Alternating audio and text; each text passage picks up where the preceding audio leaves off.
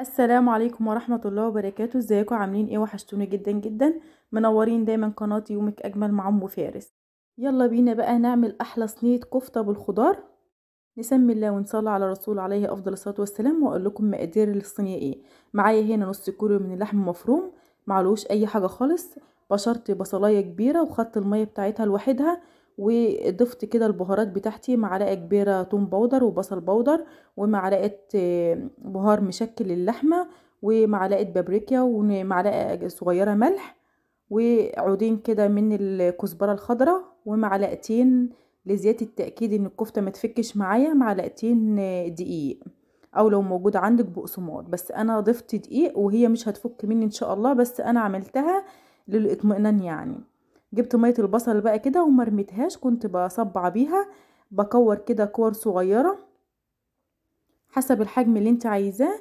وكورت كده التكويره اللي انتوا شايفينها دي، انا عايزه الحجم دي مناسب معايا.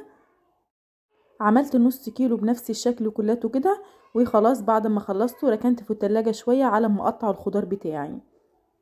انا عايزه الحجم يا بنات كله يبقى شكل بعضه. شايفين عامل معايا كميه كويسه جدا، نص كيلو كده. خلاص هدخله التلاجة بقى لحد ما اقطع الخضار. انا كنت فصلت الكاميرا لان تقطيع الخضار عادي يعني معروف. كان عندي كده 3 بطاطسات قطعتهم بنفس الشكل اللي انتوا شايفينه ده بشرايح كده، وطماطم والفلفل الاخضر. طبعا انا عايزه البطاطس يكون مش تخينه أوي ولا رفيعه، يكون حجمها متوسط.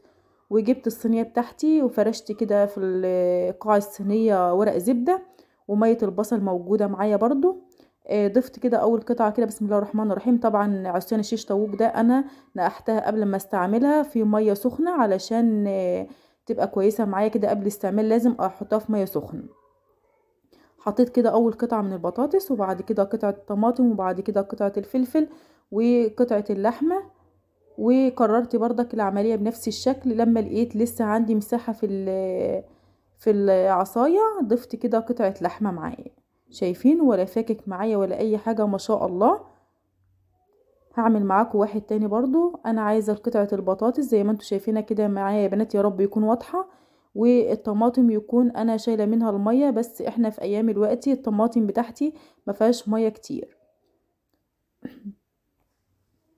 اول حاجه قطعه البطاطس وقطعه الطماطم معاها قطعه الفلفل، وبعد كده قطعه اللحمه اللي انا مكوراها دي.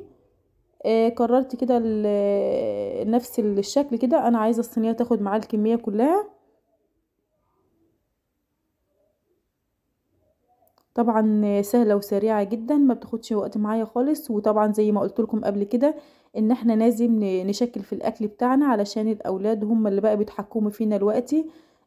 يعني ما تعرفيش تطبخي حاجه بمزاجك، دايما تشكلي وتفنني كده للاولاد علشان يحبوا كده الاكل ويبقوا كويسين.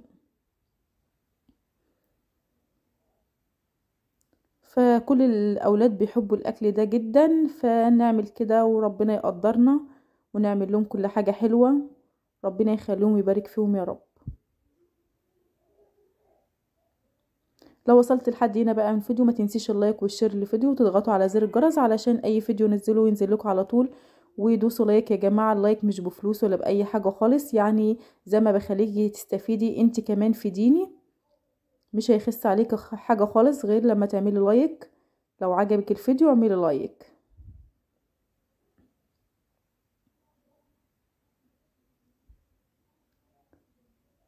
كده اخر بقى عصايه كده معايا.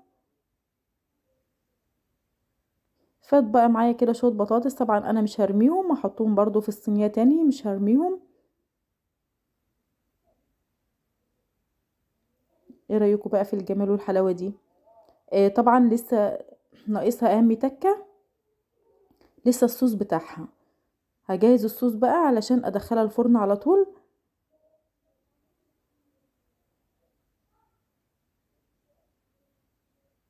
بسيطه وسهله وجميله جدا وطعمها روعه. عندي هنا بقى معلقتين صلصه، وعندي هنا نص معلقه صغيره بابريكا، ومعلقه صغيره ملح وكزبره، ومعلقه 7 بهارات. طبعا ما تكتريش الملح عشان كل حاجه ضايفه فيها ملح.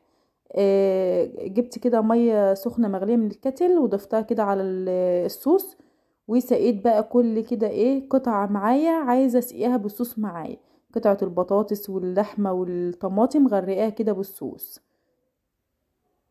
تطلع معايا كده من الفرن شرب عفوا، تطلع معايا كده شاربة الصوص معايا كده وشكلها جميل جدا. طبعا انا مشغله الفرن الوقت يسخن على 180 درجه، مشغلاه من تحت بس، لما تستوي واعرف ان هي استوت معايا هشغل الشوايه من فوق ياخد اللون بس.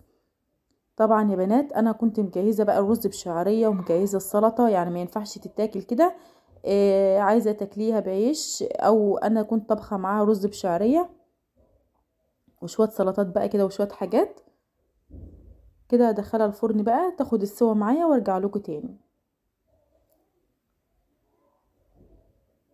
كده يا بنات بعد ما خرجت من الفرن ما خدتش وقت خالص، يعني قعدت معايا بالظبط تلت ساعة. طبعا ما تقولوش هي اتحرقت ولا حاجة، هي ما اتحرقتش، انا يعني كان عليا ان انا خبيتها وطلعتها، لا هي ما اتحرقتش. طبعا انا طلعت لكم عصايه عشان تشوفوها برضو، طبعا انا بشدها شمال ويمين كده علشان ما تفكش معايا، وده كده من تحت برضو ومن فوق معايا العصايه بسم الله ما شاء الله ماسكه نفسها وفي منتهى الجمال. اغرب بقى الاكل واوريلكوا تاني.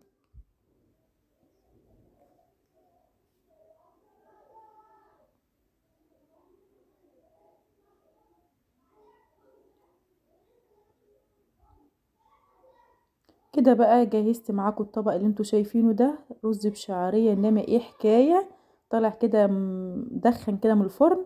وعملت طبق سلطه وقلت اوريكم اول طبق معايا كده، ايه رايكم بقى في الطبق ده؟ بجد بسم الله ما شاء الله بالف هنا يا رب اللي ياكله. يا رب يكون يا بنات فيديو النهارده عجبكم وقدرتوا تستفيدوا مني بلو معلومه بسيطه. وما تنسوش بقى اللايك والشير للفيديو، وتضغطوا على زر الجرس علشان اي فيديو جديد انزله ينزل لكم على طول. وابعتولي كده في التعليقات وقولوا لي ايه رايكم.